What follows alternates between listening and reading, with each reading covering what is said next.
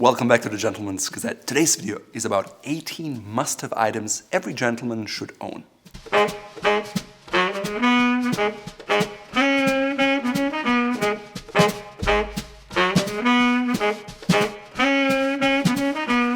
No, this is not an EDC or everyday carry list. It's much rather a list of items that you should have at your office or your home, and you can use them occasionally when it's appropriate. The first item is a good quality, well-fitting suit. So ideally, that's a bespoke suit, such as you can get on Savile Row. And as a side note, the Japanese word for suit is sebiro, which is their pronunciation of Savile Row. A bespoke suit makes for a very interesting experience. At the same time, it's quite pricey. To learn more about bespoke and the process, please check out the guides on our website. If you still want a customized garment that is not as expensive, you may want to go with a made-to-measure item, or if your budget is quite low, I suggest you look for a vintage suit made out of a heavier fabric because it will drape well, and that way you get something that fits well, that is of high quality on a very low budget. By the way, today I'm wearing a vintage suit. It's a brown three-piece suit, so it doesn't always have to be a navy suit or a business suit. It all depends on what you would use it for. And if you're in an office, by all means go with a business suit. If that's not the case, it's okay to go with a more casual suit. Now, if you want to learn how a suit should fit ideally, or what an expensive suit looks like, and how you can spot a quality suit along with all kinds of other suit videos, please check out our in-depth guides here. The second item you should own is a quality lighter. Ideally with a double flame. A traditional brand would be something like DuPont. And if you don't smoke, not even cigars, it's okay, you don't need it, but at the end of the day, it's each to his own. The third item you should invest in is a good umbrella. Obviously, some countries specialize in umbrellas because they have very rainy weather, such as England or Great Britain, and because of that, you'll find lots of quality makers on that island. Good brands include Brig, Fox Umbrellas, or James Smith, but you can also go with some from Italy, such as Mario Tallarico or Francesco Maglia. If you go with a quality umbrella maker, you can choose the size of the canopy, you can choose the ribs, you can choose the material, and especially the handle and the construction. For example, in this umbrella, I had a little seat built into it, which comes in quite handy if you like to go to museums and you want to sit down and enjoy art or the picture. In terms of colors and the woods you choose, it's entirely up to you. If you're a business person and you want to go under the radar, maybe something in black, charcoal, or navy blue is exactly right for you. If you want to be a little bolder, maybe a bright blue or a red or a green is better for you. One of my favorite umbrellas is this one here with green, red, and gold stripes. The problem is, the nicer your umbrella is, the more likely it is to be stolen if you leave it maybe at a restaurant or at a store. So make sure if you invest money in your umbrella that you keep an eye on it. The fourth item a gentleman should have is a quality trench coat. Some purists swear by the original models from Burberry, others go with Aquascutum. I think both are valid options. To learn why I think a Burberry trench coat is worth it, you should check out this video here. And to learn more about the trench coat, its details and its history, please check out this guide. The fifth item a gentleman must have is a quality corkscrew. Some people like La Goualle, which is a French brand, and they have handmade corkscrews made for sommeliers or waiters or people who just use it a lot. They're handmade, they have different pricing options depending on the wood, and I think they start around $30 and go all the way up to $250, $300. Now, you can also find those on Amazon, but there are lots of fakes out there, so buyer beware. Another less costly, but nevertheless quality option is a brand called Pull Tabs. It's a Spanish brand, and it's just a very nice tool. They also can be had starting at 20 euros to around $30.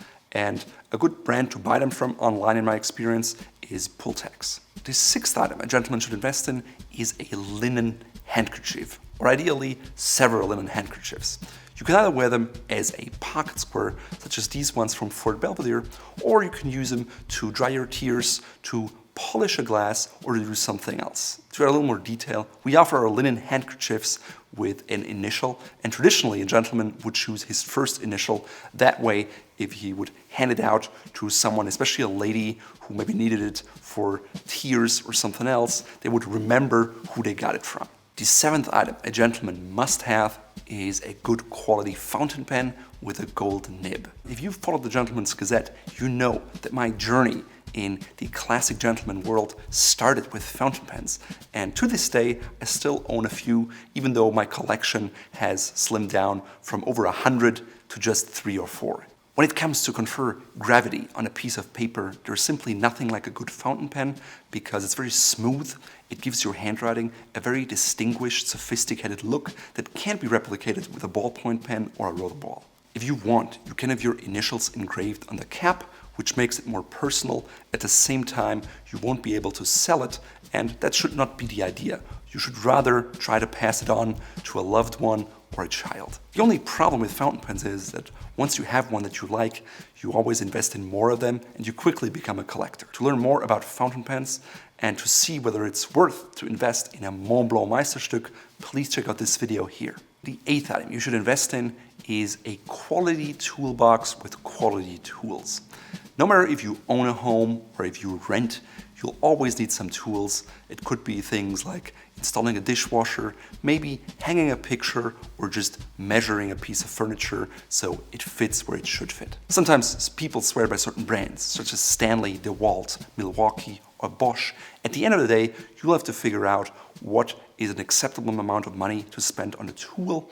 However, I find that oftentimes you can find quality tools at estate sales or at flea markets. Of course, that way you hardly ever get an entire full set with exactly all the tools you want, because inevitably, if you want to use a wrench, you will have all the sizes but the one you need.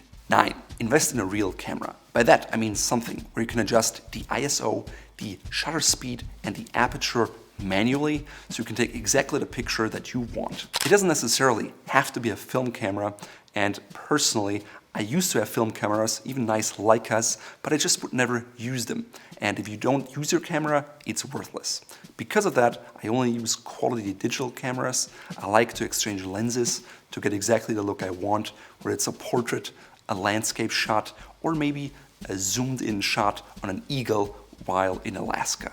If you just want a camera to walk around, you may want to consider a Leica, which is something a lot of famous photographers in the past have used to snap iconic shots.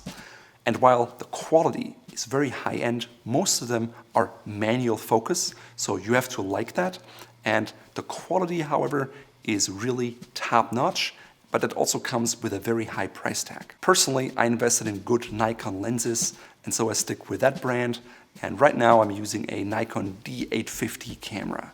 The 10th item you should invest in is a black dress shoe, more specifically the black Capto Oxford that is Goodyear welted. Why black, you might wonder? It's a very formal shoe that you can wear for business purposes, for funerals, or whenever you need a serious looking shoe. You want a Capto Oxford because it's very simple but not too plain, and it's just a very standard shoe, and I think it's the first shoe every gentleman should invest in. To learn more about Oxfords and what we recommend in different price ranges, please check out this guide on the website here. The 11th thing a gentleman must have is a signature scent. As you might suspect, I always favor quality scents made out of proper essences, and I stay away from famous name brands such as Armani or Ralph Lauren or Montblanc, because generally the essences they use inside the bottle cost very little, the flacon costs a little more, and the profit overall is quite high. For your signature cologne, I suggest to choose something that evokes fond memories, because not only does it make you happy, but it also spreads your mindset around those of you who smell the scent, and so you create an aura of positivity around you. The 12th item to invest in is a serious watch. Some people say a proper watch is the first jewel a man owns, and while you can discuss about that, it's definitely something that is part of a classic gentleman's wardrobe. First, consider the most use of your watch. Do you wear it in a professional setting, in a casual setting, or do you want something for evening events? There's some watches that you can wear wherever you go, but in general, keep in mind the dial and the strap.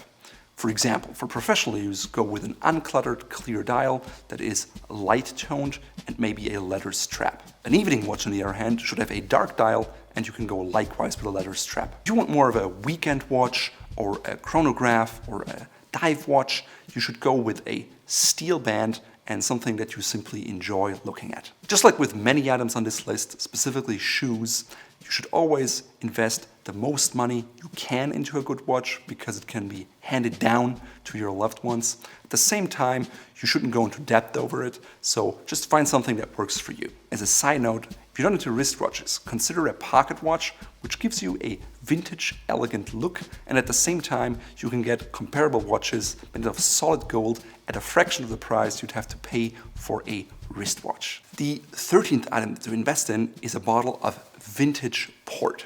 It's a Portuguese tradition that when a child is born, you buy a bottle of that vintage year, and sometimes it's not available simply because that year the wine wasn't good enough. And then you can choose something maybe that's your bottle, and then you can crack it open on the child's 18th birthday and drink it with them to evoke fond memories and talk about family stories. 14. Get a great copy of your favorite book. By great, I mean either the first edition or another edition where the author made significant changes. Preferably, you want something that is a leather bound because touching it and feeling it and smelling the leather just evokes different feelings, and it can't be replicated on your Amazon Kindle. A good place to search for these kind of older collector's editions is abooks.com. Even though you should not intend to sell it one day, I urge you to resist the temptation to leave marks or notes in the books, because among collectors that greatly devaluates the price of the book. The 15th item to invest in is a pristine white dress shirt. I think it should be the first one every gentleman invests in because it's something that can always be worn. And while there are other shirts that are quite well too, such as light blue or off-white, especially if you like more casual ensembles, a white dress shirt should be the cornerstone of every gentleman's wardrobe. If I had to pick just one white dress shirt, it would be a solid white one or one with a subtle pattern such as this waffle pattern. I would go with a medium spread collar and French cuffs for cufflinks. The 16th item to invest in is a good, timeless and classic pair of cufflinks. By that I mean something that you can wear with different outfits, no matter whether it's a business suit or a tweed sport coat. And I found that probably the most versatile one is a pair of knot cufflinks. And because of that, I designed a monkey fist knot cufflink in yellow gold, rose gold, and silver.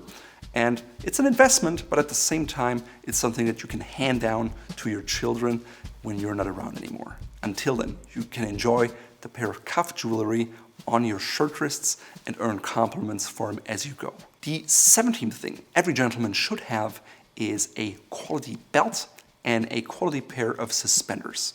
Ideally, the belt should have folded edges or should be neatly edge painted. It can be hand sewn or machine sewn because that will outlast every glue. You want it to be made from a quality leather on the inside and out.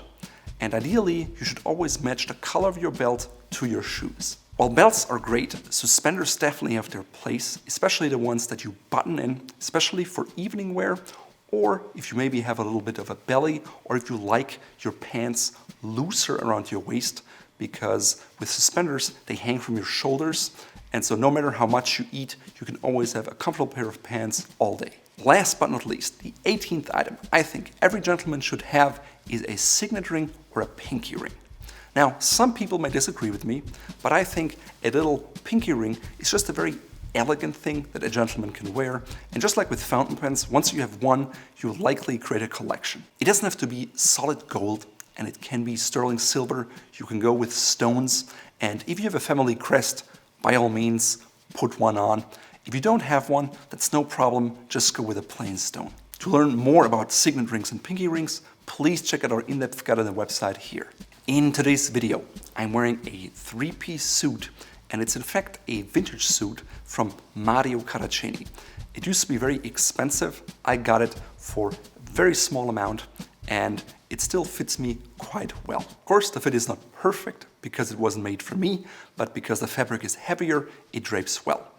It's made out of a charcoal brown color, which means it's a charcoal brown and white in a needlepoint or needlehead pattern. The jacket is single-breasted with a wider peak lapel and 2 buttons and no vents, which is a very traditional cut, especially in combination with a waistcoat that is double-breasted with 6 buttons and a lapel. The pants have 2 pleats, which is good for me because I have big thighs and a big seat. I'm pairing it with a white cotton dress shirt from Siniscalchi in Milan.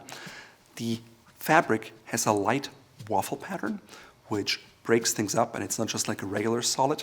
I also go with French cuffs because it's a gentleman way to wear the shirt. My cufflinks are from Fort Belvedere and you can find them in our shop here. They're monkey fist knot cufflinks in rose gold and they pair well with my pinky ring, which is likewise rose gold with a bloodstone. I'm wearing a traditional 3-fold necktie made out of an English printed silk. It's also from Fort Belvedere and it goes well with my pocket square, which is red, and it picks up the tones of the tie, and overall with the brown and the white, it's all very harmonious looking. The flower I'm wearing my lapel is a silk boutonniere, likewise from Fort Belvedere, and you can also find it in our shop, just like the shadow striped brown and green socks that I'm wearing here. For my shoes, I opted for a Dari model with a wingtip and broguing. Even though it's brown, it has enough contrast to the suit, so it all looks harmonious and works well together. If you enjoyed this video, I suggest you sign up to our free newsletter, and videos like this, along with other items all around the gentleman, come right to your inbox.